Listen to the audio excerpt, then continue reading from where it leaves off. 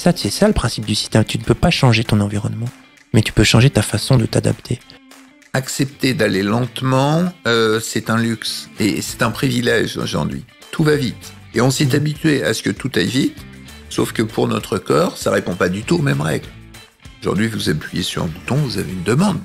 Une demande et Monsieur Google, il répond à tout. Le corps, c'est pas la même chose. Le corps n'est pas Monsieur Google. Mais le corps répond à une autre logique. Votre squelette répond à une autre logique. Il faut savoir que 40% des cancers pourraient être évitables. Ah oui, 40%. Si on agissait sur les facteurs modifiables tels que le tabac, l'alcool, l'exercice physique, l'alimentation et le surpoids ou l'obésité. Et c'est ça qui est intéressant, c'est arriver à faire comprendre aux gens que s'ils arrivent à mieux manger, et mieux manger ne veut pas dire sans plaisir, parce qu'aujourd'hui on mange avec plaisir juste en changeant une huile, en changeant un sucre, on vit plus longtemps et mieux. La vie nous renvoie à notre propre responsabilité ou à notre propre irresponsabilité finalement. Et ce qu'on va faire dans un accompagnement, que ce soit psychothérapie ou coaching, c'est finalement de reprendre les rênes de son existence. En fait. Rien ne peut remplacer l'expérience. Donc il faut l'échec, il faut te planter pour comprendre comment ça fonctionne. Quand on commence à faire de la symptothermie, c'est qu'on s'implique vraiment dans ce qu'on fait et au quotidien. Quand on fait prendre une pilule ou quand on a une contraception autre, c'est, entre guillemets, s'il y a une grossesse ou s'il y a quelque chose, c'est la faute de la pilule, c'est la faute du stérilet qui n'a pas marché, mais c'est pas nous. C'est pas nous, c'est pas le médecin, c'est le truc là qui a pas marché qu'on prend. Alors que quand on fait de la symptothermie, on est conscient en fait de ce qu'on fait et on s'implique vraiment dans nos choix. C'est important de revenir à l'essentiel de ce qu'on est dans notre nature. J'aime bien l'exemple d'une rose qui est dans un champ de tulipes, elle cherche pas à être une tulipe. Eh bien, n'ayons pas peur d'être une rose dans un champ de tulipes. C'est vraiment ça, le message. L'idée, ça va être de comprendre et d'essayer de donner des outils à l'enfant pour que lui-même arrive à traverser son émotion de façon à ce que derrière, on retrouve l'harmonie. Sauf que aller contre l'enfant, aller le punir, aller lui crier plus fort que lui, ou voire même lui donner une fessée, eh bien, on voit bien que ça peut marcher à très très court terme, mais c'est pas ça qui va lui permettre vraiment d'être en harmonie avec ses émotions et de traverser ses émotions parce que ça va revenir et parfois même plus fort. Oui. Et sachez qu'à partir de 30 ans, on a déjà une fonte musculaire. Donc si vous ne faites pas d'exercice physique, que vous ne mangez pas de protéines, et ben forcément vous avez une fonte musculaire. C'est pour ça qu'il faut faire attention, et d'autant plus quand les gens deviennent âgés, parce que cette fonte musculaire, on la retrouve encore plus. Cherche le confort. On est dans une société qui a perdu le côté spirituel. Donc on est dans le matériel, le confort.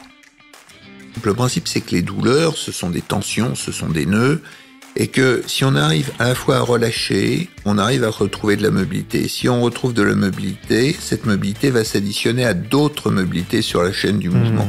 Et que très progressivement, en lâchant un certain nombre de nœuds, de tensions, eh bien on va retrouver comment bouger d'une manière plus harmonieuse. Et celui qui réussit tout du premier coup, c'est pas forcément une chance. Le jour où il aura un échec, ça va être compliqué. Ah, ça va être très dur. Un enfant à qui on dit tout le temps oui, le jour où on lui dit non, c'est compliqué à gérer. Et souvent, quand il y a un changement qui se passe individuellement, il y a souvent, c'est assez magique, c'est assez incroyable, il y a souvent des changements qui se passent dans l'environnement immédiat extérieur. Donc il y a vraiment des voies de communication qui sont bien plus vastes que ce qu'on peut imaginer. Et il y a plein de gens qui le pressentent, qui le sentent ou qui le savent. Et qui, quand ils répondent à cet appel-là, c'est parce qu'ils ont envie de le voir vivre dans leur vie, pleinement. Et comment dire, et l'ancrage est très important aussi pour ça. Par exemple, on a fait 2 études, on a pris des souris. On en a une on les a mis axéniques, c'est-à-dire qu'on a enlevé leur microbiote. Et on a donné le microbiote d'une souris obèse à l'autre souris. Et on les a alimentés de la même manière et la souris est devenue obèse. Ça veut dire que c'est super intéressant. Ça montre qu'en fait, on peut modifier par le microbiote, on pourrait modifier certaines pathologies. C'est important de se connecter avec son émotion et finalement de nommer l'émotion, d'expliquer, de parler, de mettre des mots sur ce qu'il ressent. Ça lui permettra, quand il va à nouveau se sentir comme ça, de pouvoir aller chercher dans cette case-là, dans son cerveau, les mots qui ont été dits à ce moment-là. Et à partir du moment où j'ai réussi, où je trouve la case dans mon cerveau correspondent à cette émotion, je vais pouvoir la traverser plus facilement.